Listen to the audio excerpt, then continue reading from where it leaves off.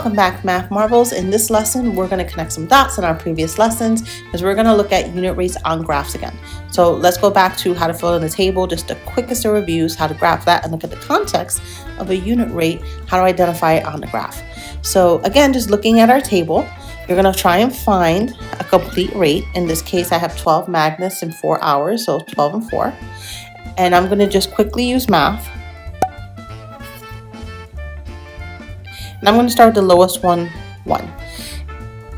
Again, if you see a multiplicative relationship, like if you can just see how to go from 1 to 4, then you literally can just figure out that number and use that to figure this number out. So for example, I know that 1 times 4 will make 4. So if I do the same thing, I'm going to think on the top, what number times 4 will make 12? Just think through. Well, I know that 4 times 3 makes 12. So that is going to give me my first number, my 3. So now I have another rate. We have a new point. I'm going to put our points here on the side. And remember, our ordered pairs are just written here on the side. On the chart, how do I know which one of these is the X and which one is the Y? Is it the hours or is it the magnets? I will say that time is often on the bottom. So hours, and here, magnets. So I'm looking at how many magnets per hour. That's the information I basically have. So my first one, my first point would actually be 1, 3. And the other point that we have is 4, 12. And again, that's because I'm looking at what rate makes sense. Magnets per hour makes sense, and time is our x-axis. So I'm going to do the same thing, and I'm going to go a little bit faster for the next set. I'm going to do the exact same thing to figure out the next set of points. Because again, we know how to do this. So this shouldn't take a very long time. And I'm going to use the simpler one, because it sometimes goes faster and we use a simplified one. So in this case, here we go. I have 3, 1, and I have 6. So using my math facts, I know that 2 times 3 makes 6. So 2 times 1 makes 2. So that's our second complete pair.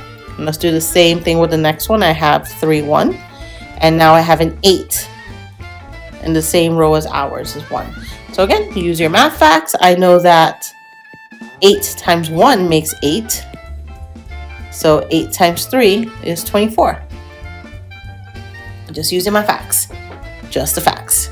And now we're going to do the last one, 3 and 1. And here's 30. So, well, I know 10 times 3 makes 30. And 10 times 1 makes 10. So notice all I did, I kept using my multiplicative relationships. All I did was multiply by 1 in fractional form.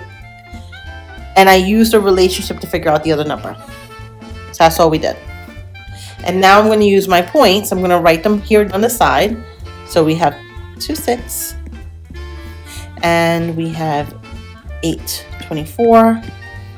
And we have 10 and 30. Awesome. When I graph anything, I use an acronym TLGS, titles, labels, graphing correctly, and scale. So our title is, I'm going to put magnets per hour. Because hour per magnets didn't make any sense. So I think magnets per hour does. And I will tell you for the scale that we have 20 boxes this way. So just thinking about the hours, our hours have to go from 1 to 10 and have 20 boxes. So I can go by ones. And it will just make it go from 1, 2, 3, 4, 5, 6, 7, 8, 9, 10. So our graph would be up to here. We would use this much. If I wanted to, if I skip counted by 2s, could I get all the way to the end? So if I went skip 1, 2, 3. Yeah, I can get all the way to the end. So I'm actually going to do that because I want to use up the full graph.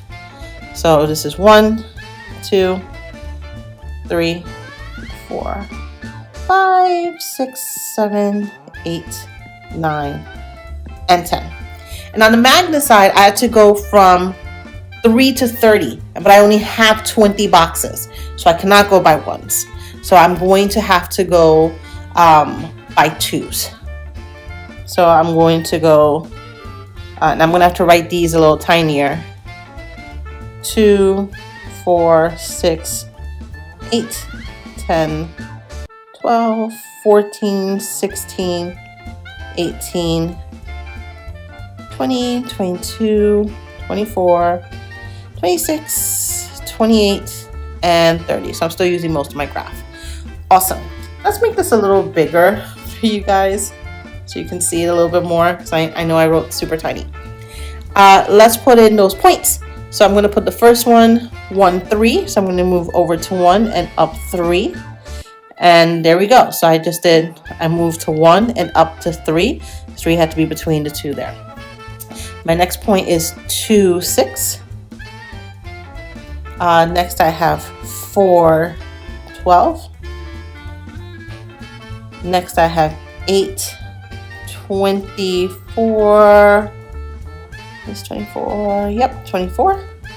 And then I have 10 and 30. And what we're looking for when we're looking at whenever we're graphing proportions, they should be linear starting from that origin. So I'm going to put 0, 0 down as well.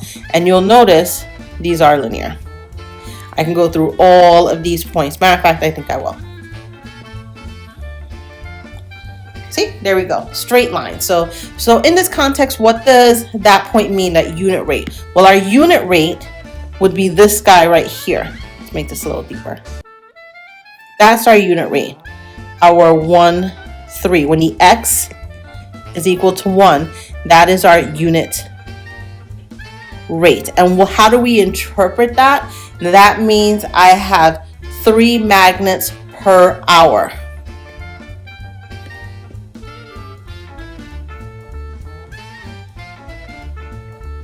Per 1 hour. So hit pause so you can jot this down into your notes.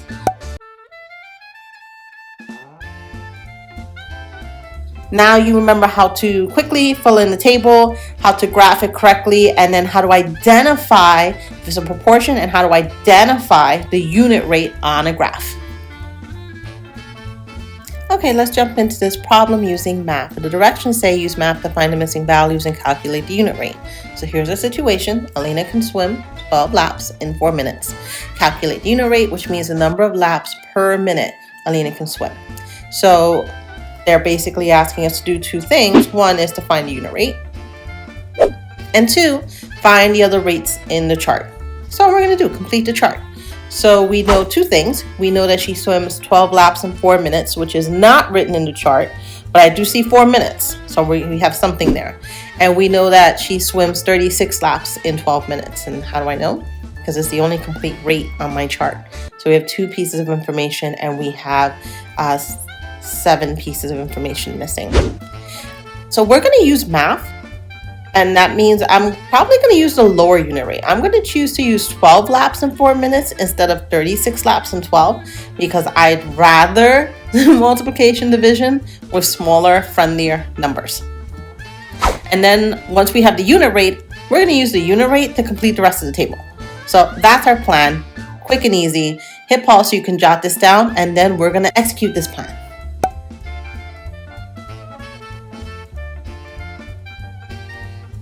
Start this problem off by making my ratio table using math, and I'm going to use my simplest complete ratio to fill this out. So she can swim 12 laps in 4 minutes, and I want the unit rate. So how many laps n in 1 minute? That's what we're going to figure out. So to start off, I'm going to cross multiply, and I get 4n is equal to 12. And I can divide both of these by 4 to get n is equal to 3. So what does that even mean? Let's put that into context. N equals 3. 3 laps in 1 minute.